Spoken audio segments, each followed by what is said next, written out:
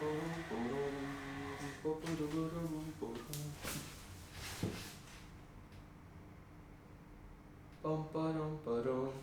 know what? Let's try it. I feel like the AC with the AC on might be a little wonky, but let's try it. 1 2 1 2 1 2. All right, Jester. So here we go. This is the Emperor's new groove. New setup and shit. New spot.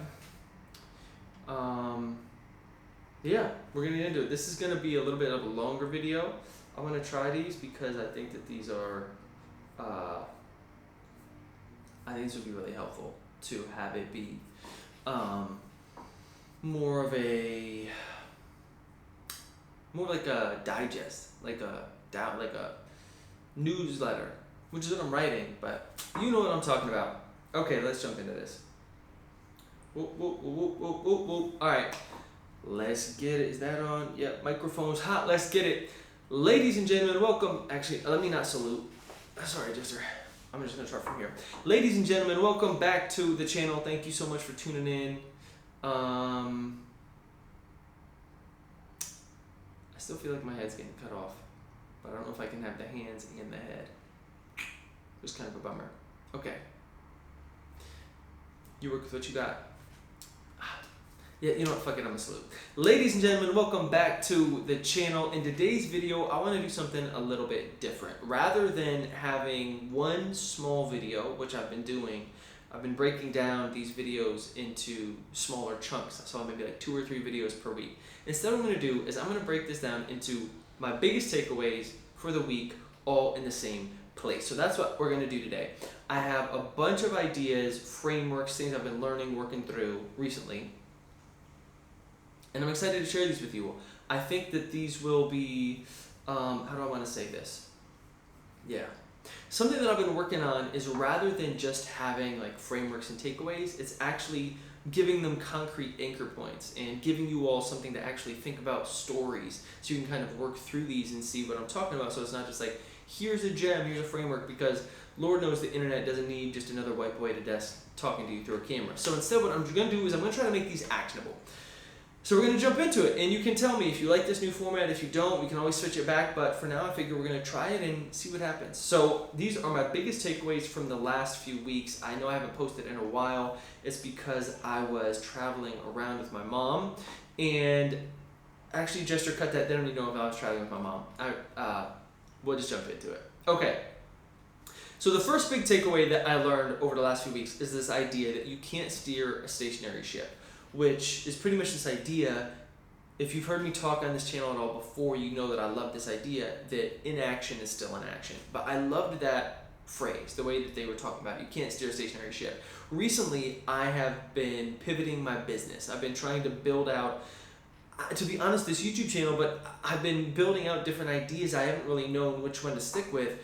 And so I've been kind of caught in that analysis paralysis piece, and this was one of the biggest takeaways for me because it really kicked my ass and had me say, okay, Kia, you aren't going to know just from thinking about which one of these things is going to work. You actually have to put your money where your mouth is and give one of these a shot, give it enough time to see if it's going to work or not, but that inaction is still in action. And I just love this. I thought this was really powerful, is that making mistakes themselves are an incredibly rich data set. So even if you took the wrong decision, you're supposed to zig and you zagged, you understand next time, you know what, actually I was supposed to go left, so now I'll backpedal. And so for me right now, what I'm doing is I'm iterating, I'm just throwing stuff out there, which we'll talk about here in a second. But that brings me to the next point, which, because I've been doing a lot of learning in my past business was about teaching online, there's this idea about online courses that a lot of folks, I've been toying with the idea of creating a business, an online course business, teaching people how to create online course businesses, which is a little bit meta, but hear me out. It's because when I was teaching music production online, I became one of the biggest Skillshare teachers in music production. I've taught over 1 million minutes on the platform. I had some really rad opportunities from it. And to be honest, I'm not the best music producer in the world. I'm good, but am I just Blaze? No. Am I Kanye? No.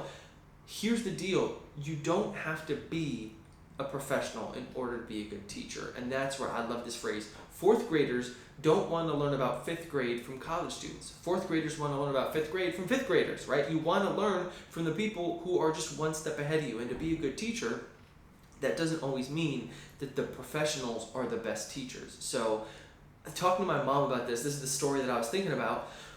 I've been trying to get my mom to teach people about gardening because she loves gardening. She's amazing at it. She's also very patient. She'd be an amazing teacher. But she's like, Kia, I'm not a professional. And that's my whole thing is like, there are professionals for, if you're an amazing gardener, but you want to get to expert level gardener, then you go to the professionals. But if you're myself, you know nothing about gardening, then you only need somebody who knows some about gardening to be a great teacher because everything you'll teach me, I don't know how to do. And so there's this important kind of gradient that I've been thinking about in terms of teachers where there are different teachers for different levels of the journey, and you don't have to be the teacher for the expert person. When I was teaching music, a lot of the people that I would talk to and teach when I was teaching music, a lot of the people that I would teach were beginners, right? It's not like I was teaching experts. I could hang on that level if I needed to, but when I was teaching people, it wasn't about the super specific stuff. It also wasn't like the basics. It was the very intros, ideas, how do you create a beat, blah, blah, blah, some like gems, but it's not this idea that you have to learn everything up front, which brings me to my next point. This idea I think is huge. This has been a game changer for me as I've been working through ideas on these kind of new business ventures. This one has been a game changer. It's this idea, just in time versus just in case. And what that applies to is learning. Meaning, again, using this music production journey, when I first started learning music, I tried to learn everything. I tried to learn everything about Ableton Live. I tried to learn everything about compression and mixing and engineering and production in terms of the structuring. You don't need all that, right? The whole point is that you learning in itself isn't, let me try one more time. Learning in and of itself isn't art, and I've done other videos on that because it's something I believe in so much. It's like the pivotal skill is learning how you learn. But for myself, I found that to me, the optimal idea around learning, this is the just in time, just in case thing, is think about learning more in terms of concentric circles. So it's this idea that you learn in the academic sense of reading, listening, watching, only as you need it, because any skill will have different components to it. So again, when it came to my music production journey, I didn't need to learn everything about Ableton from the beginning. What I should have done, going back, is learn the very basics, and now this is what I'm doing. I'm learning video editing, I'm learning photography, I'm learning writing, I'm learning all these things. As I'm bumping up against roadblocks, as I'm encountering friction, then I'm learning specific to that one type of skill, specific to that one piece of the skill is probably a better way to put it, is in terms of writing. It's not like I'm learning, the entire process. It's as I'm creating a story, I need to learn, okay, dialogue. What makes good dialogue? Let me learn about dialogue. Then punctuation. How do I actually use this to, delineate between a quote, or what happens in terms of the grammar? It's kind of a different piece of it. And then there's this idea around how do I do, X, Y, and Z. I keep going. The point is that as you learn, let me try it one more time.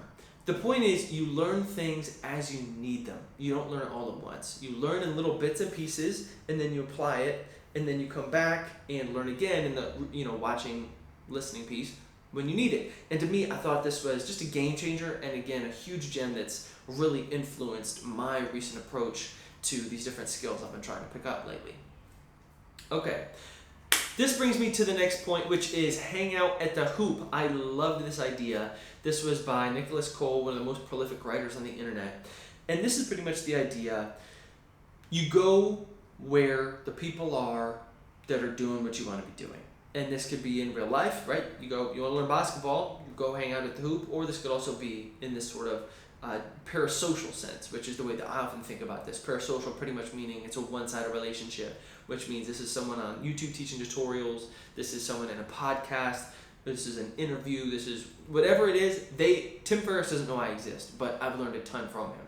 And so right now, hanging out at the hoop, because I'm building out this side hustle, building out this online business, I'm hanging out at the hoop with guys like Alex Hormozy, guys like Tim Ferriss, Nicholas Cole, all these folks who have ran online businesses. I'm hanging out at the hoop with them.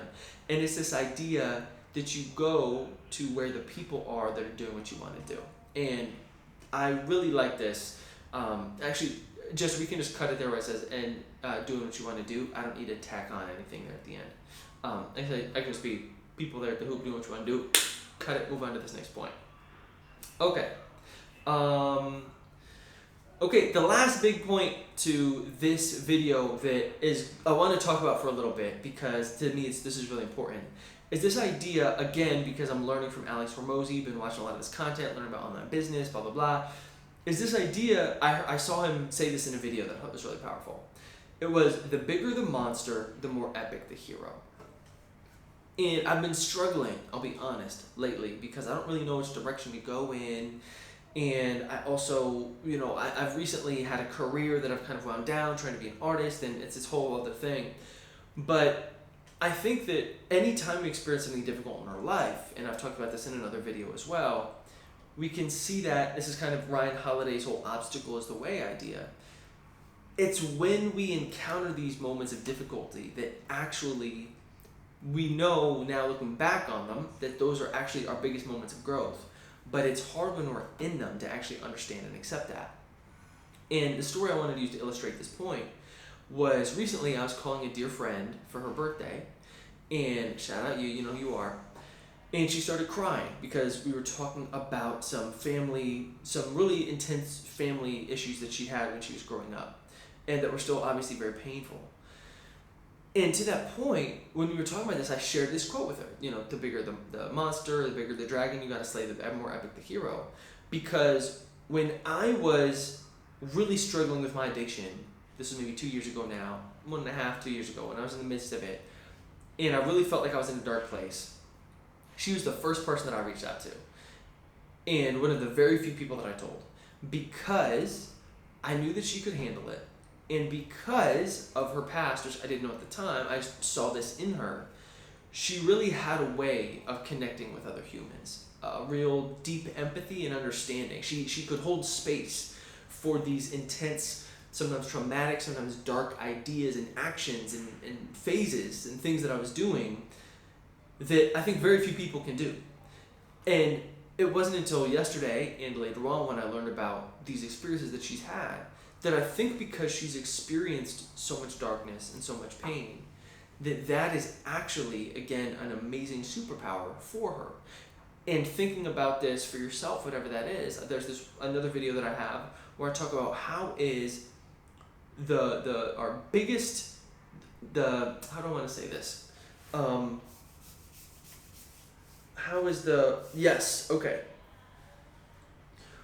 What this, I think, ties into is another phrase that I love, which is this idea of, I keep forgetting, I keep wanting to say it and then forgetting it. How is our,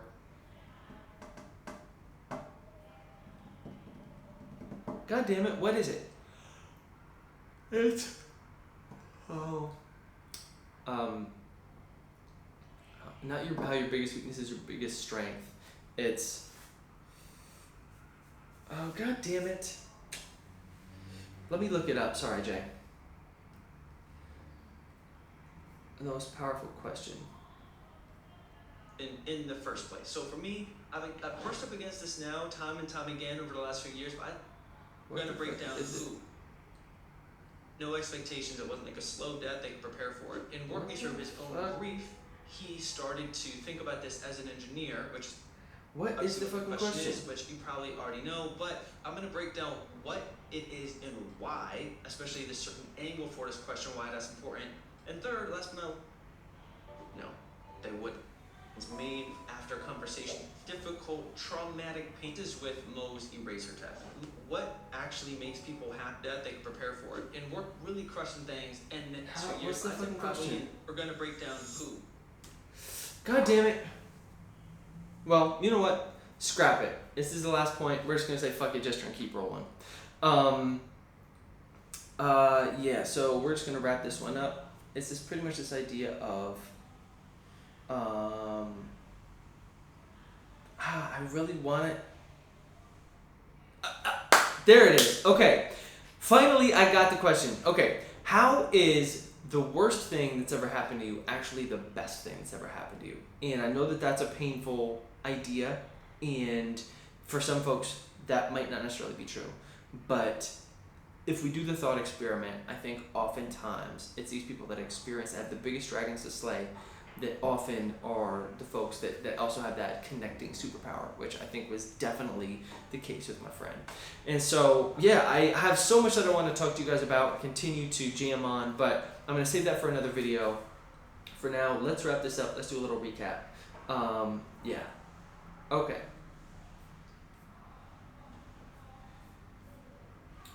Yeah.